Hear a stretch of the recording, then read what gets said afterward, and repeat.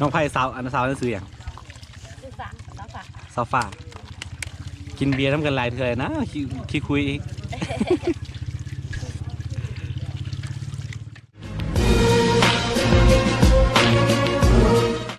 กล่าวทักทายสบายดีทุกคนดีกำลังติดตามมักส้มนอนยินดีต้อนรับเข้าสู่ซองอาคาน้อยเนาะณตอนนี้เราอยู่ที่หมู่บ้านของชนเผ่าลาหูเนาะคือเขามาจัดพิธีหรือว่ามาเตรียมงานก็คือมือนี้มืออื่นเนาะวันที่26เนาะเขาสิมีงานก็คืองานสู่ขอหรือว่างานมั่นของน้องทรายเนาะที่เอาน้องสะพ้ายเนาะกลับไปอยู่บ้านเนาะเพราะฉะนั้นเขามือนี้ต้องมาเกี่ยมเนาะเขาสิให้เบิ้งบรรยากาศนี่ตอนนี้เขาต้องเกี่ยมกางเต้นเป็นอย่างไรเป็นที่เรียบร้อยแล้วก็เกี่ยมของไว้เนาะเดี๋ยวทุกคนเอาสิให้เห็นบรรยากาศแบบบ้านๆเนาะนี่รถชั้นนี่นะประมาณนี้เนาะมันเป็นงานมั่นหรือว่างานสู่ขอนะทุกคนเนาะนี่เป็นบ้านๆเนี่ยกำลังลมกันอยู่แล้วก็สาวๆเนี่ยกำลังแต่งกินพวกเขาโบได้เขาข้ามู2 ตัวเห็นบ่ผมเดี๋ยวสิให้เบิ้งอีกทีหนึ่งแล้วก็นี่สิให้เบิ้งบรรยากาศไปเก็บมาวันนี้เนาะน้องไม้นี่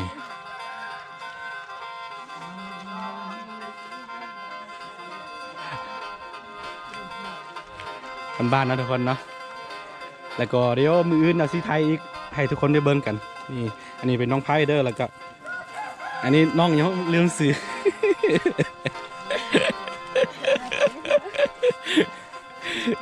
ใหญ่อีกนี่นะเขาสิกางเต็นท์ไว้บนนี้อากาศบอลนี่จะเห็ดบอลนั่นแตงกินเนาะนี่เขามีหมู2 ตัวที่จะฆ่ามันจะฆ่าใส่คำสุภาพเป็นไรจะเสือกนี่2 ตัวนี่เนาะแล้วก็มีอาหารอย่างอื่นอีกทุกคนนี่แหละบรรยากาศบ้านๆพิธีแบบบ้านๆของไทยเฮาเนาะชนเผ่าลาหูแล้วก็ชนเผ่าอาคาแต่งงานกันเราจะออกมาเป็นลูกครึ่งนะทุกคน นี่เนาะนี่แหละมือนี้เป็นมือที่เฮาเตรียมงานไว้เตรียมของจัดกางเต้นจับโต๊ะตั้งมีอย่างไว้เป็นที่เรียบร้อยแล้วก็มืออื่นตอนเช้าๆประมาณ2-3 โมงแล้วก็ตื่นแล้วก็ที่มาแต่งกินเนาะจะมีหลายๆเมนูสีเฮ็ดตัวนี้สิกับดิบกับลาบเต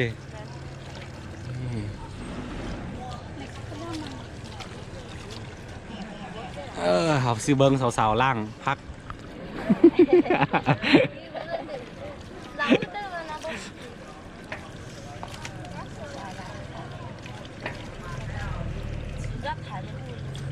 น้องไผ่สาวอันสาวนั่นซื้ออย่าง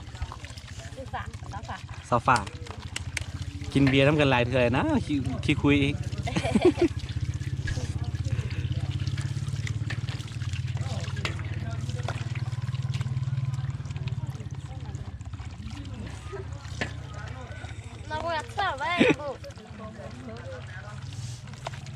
นี่คือเขาจะมีแบบจำพวกอาหารแบบพื้นบ้านนะทุกคนจะมีลวกผักบอยอดหวายบอหรือว่าแบบหลายๆเมนูเนาะที่แบบบ้านๆเดี๋ยวมืออื่นเนาะสิท้ายคลิปหนึ่งให้ทุกคนได้เบิ่งกันอีกอันนี้เนาะเป็นบรรยากาศลองภาษาลาหูเขาเอิ่นอย่างตัวนี้ฮะภาษาบูมีป่ะบูฮู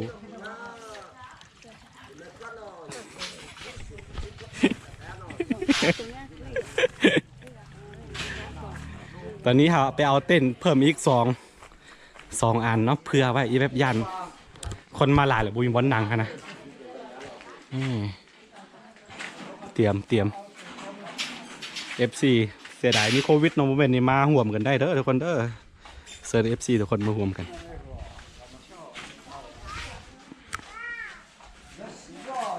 รถชั้นคาวาซากิเรรีวิวพังหมดแล้วขอเห็ดล่มจัก300 ซาว เซเซนี่แล้วก็อันนี้เขาจัดอยู่ที่หมู่บ้านของมันไฟเจ้าสาวเนาะเขามาจัดอยู่ที่แล้วก็วันที่26ครับกินสู้คอแล้วก็มือต่อไปครับก็เมียนพาเข้าเมียนอย่างเรียบร้อยแล้วเขาก็ชี้เอาไปอยู่ทางอันเฮือนเขาตอนนี้เขากำลังแต่งกินอยู่พอนเฮ็ดเมนูอย่างพอนเมนูอย่างตามเจียวไว้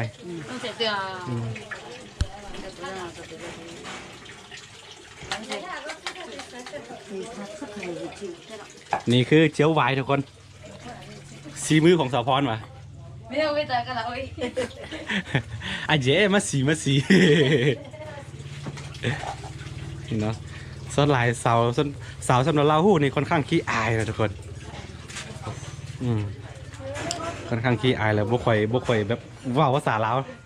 ก็จะว่าเวลาเขาเขินเวลาเขาอายก็จะว่าเป็นภาษาอันล่าหู้กันนี่เนาะทุกคนบรรยากาศบ้านๆให้ทุกคนได้เห็นกันนี่ตอนนี้เขาซีกลางเต้นอีกเต้นหนึ่งเนาะเพราะว่าเขาซีมืออื่นตอนเช้าๆเขาซีเฮ็ดกินอยู่นี่เนาะต้องกลางไว้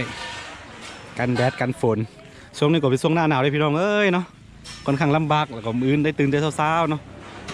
นี่แหละทุกคนแล้วก็ลืมบอกทุกคนเขามีข้อห้ามอันนึงสำหรับชนเผ่าอาค่าเนาะคือโดยทั่วไปแล้วเนาะโดยปกติคนสมัยก่อนเนาะถ้าเป็นแบบสิว่าจะได้ว่าผู้เป็นน้องไส้หรือว่าน้องสาวเนาะบดีแต่งงานก่อนผู้เ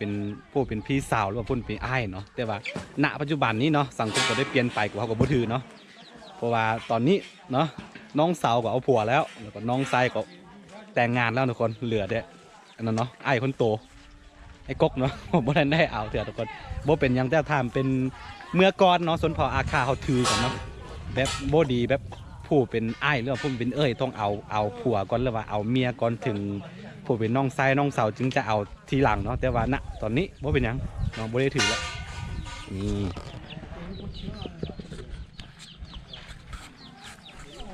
โอ้บรรยากาศท้องฟ้าสีคล้ำท้องฟ้าสีฟ้า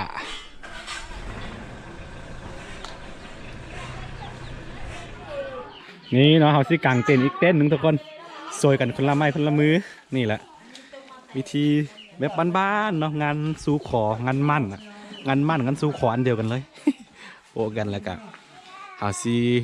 ตอนแรกว่าให้สิให้อันมาเป็นเคยสู้อยู่พี่เลยแต่ว่าเนื่องจากว่าเนาะคือพอของควายเนาะหาเสียไปยังบ่ทันฮอตปีเนาะ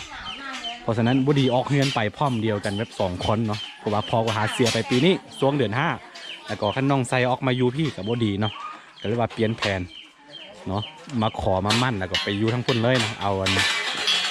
น้องไผ่ไปอยู่ทางบ้านคนเลยเนาะทุกคน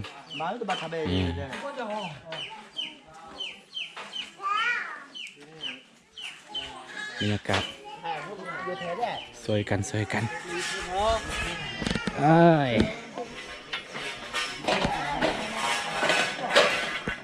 อยู่อีกอย่างอยู่กันยังหึม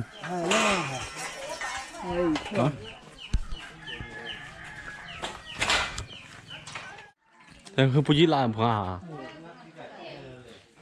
โอเคทุกคนตอนนี้เราก็กางเต้นเป็นทีเรียบร้อยแล้วเนาะขั้นตอนต่อไปก็คือมีแต่ว่าเขาจัดโต๊ะต่างนี่ทุกคนโต๊ะต่างหรือว่าเก้าอี้เด้อพี่น้องเด้อนี่เด้อภาษาไทยแต่ว่าภาษาลาวเอิ้นว่าต่างเนาะตัวนี้เขาสิจัดมืออื่นตอนเช้านี่ตอนนี้เขาสิกินข้าวกันกินข้าวแห้งเด้อกินข้าวเด้อกินข้าวทุกคนนี่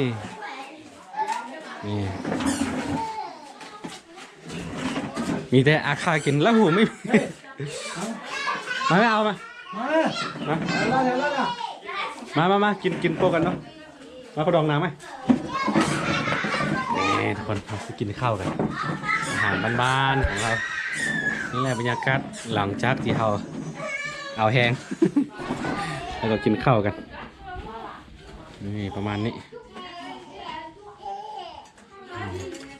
จ้าเชื่อ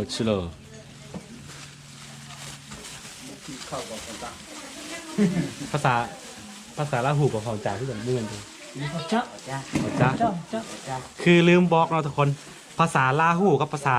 อาคานี่มันมีบางคำศัพท์บางคำมันสีคล้ายๆกันเด้อทุกคนเด้อแต่หลายคำเนาะเกือบแบบมวดที่นอนอยู่ในภาษาจีนที่เบสคือกัน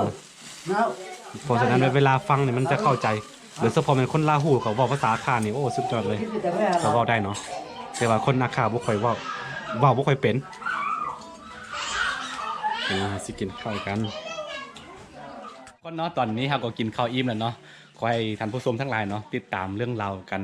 สู่ขอแบบบ้านๆของเขานะได้ในวันที่26 27หรือว่า28นี่เนาะบ่ฮู้ว่าเฮาสิได้ตัดต่อแล้วมื้อใดเนาะแล้วขอให้ทุกคนติดตามยาวๆไปโอเคสำหรับคลิปนี้ก็สิมีประมาณนี้เนาะคันผู้ใดมักก็อย่าลืมกดไลค์กดติดตามซองอาคาน้อยเนาะเพื่อบ่ได้พลาดวิดีโอใหม่ๆจากซองอาคาน้อยทุกคนแล้วไว้เจอกันใหม่ในคลิปหน้าสำหรับคลิปนี้ไปก่อนสบาย